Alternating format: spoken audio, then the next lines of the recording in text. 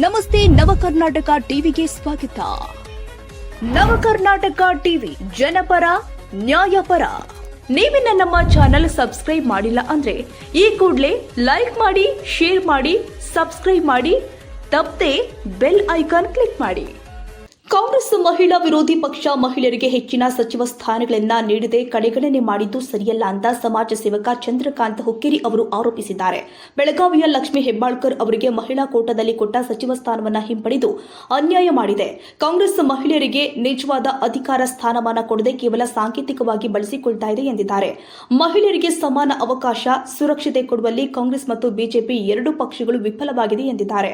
ಕಾಂಗ್ರೆಸ್ ಅಧಿಕಾರಕ್ಕೆ ಬಂದರೆ ಮಹಿಳಾ ಸಬಲೀಕರಣ, ಸುರಕ್ಷತೆಗೆ ಆದ್ಯತೆ ಕೊಡುವುದಿಲ್ಲ, ಬದಲಾಗಿ ಮತಗಳಿಗಾಗಿ ಮಾತ್ರ ಮಹಿಳೆಯರನ್ನ ಬಳಸುತ್ತದೆ. ಇದು ಮಹಿಳೆಯರಿಗೆ ಮಾಡಿದ ಅನ್ಯಾಯ ಅಂತ ಹೇಳಿದ್ದಾರೆ. ಕರ್ನಾಟಕ ಸರ್ಕಾರ ಈಗ ಸದ್ಯ ಡಿ.ಕೆ. ಶಿವಕುಮಾರ್ ಅವರ ನೇತೃತ್ವದೊಳಗೆ ಕೆಲಸ ಮಾಡಾಕತ್ತೈತಿ. ಸಾಕಷ್ಟು ಯೋಜನೆಗಳು, ಪಂಚ ಯೋಜನೆಗಳು ಅದು ಜಾರಿ ಮಾಡಿದರು, ಸ್ವಾಗತಾರ್ಹ. ಆದರೆ ಈ ಇತ್ತೀಚೆಗೆ ಹೊಸ ಮಂತ್ರಿಮಂಡಲ ಅಂತ ಸಿದ್ಧ ಮಾಡಿದ್ರು. ಮಂತ್ರಿಮಂಡಲದೊಳಗೆ ಮಹಿಳೆಯರಿಗೆ ಅನ್ಯಾಯ ಆಗೈತ್ರಿ. ಯಾಕಂದ್ರೆ ಈಗ ಬೆಳಗಾವಕ್ಕೆ ಮೊದಲ ಲಕ್ಷ್ಮೀ ಹೆಬ್ಬಾಳ್ಕರ್ ಅವರಿಗೆ ಸಚಿವ ಸ್ಥಾನ ಕೊಟ್ಟಿದ್ರು. ಈ ಸಲ ಸಚಿವ ಸ್ಥಾನ ಕೊಡಲಿಲ್ಲ. ಟೋಟಲ್ ಕರ್ನಾಟಕದಾಗ ನೋಡೋಕ್ಕಾದ್ರೆ ಮಹಿಳೆಯರ ಸಂಖ್ಯೆ ಕಡಿಮೆ ಆಗೈತಿ. ಮತ್ತು ಮಹಿಳೆಯರ ಸಬಲೀಕರಣ, ಮಹಿಳೆಯರಿಗಾಗಿದ್ದಂಥ ಪಕ್ಷ ಅಂತೇಳಿ ಕಾಂಗ್ರೆಸ್ ಮತ್ತು BJP ಹೇಳ್ತಾ ಇರ್ತಾರೆ.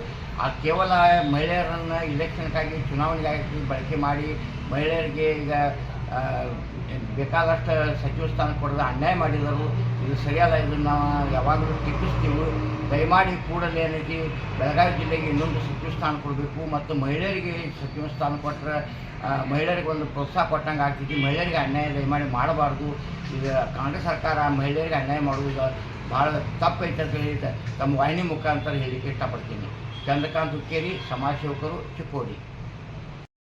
ಮಹೇಶ್ ಶರ್ಮಾ, ನವಕರ್ನಾಟಕ ಟಿವಿ.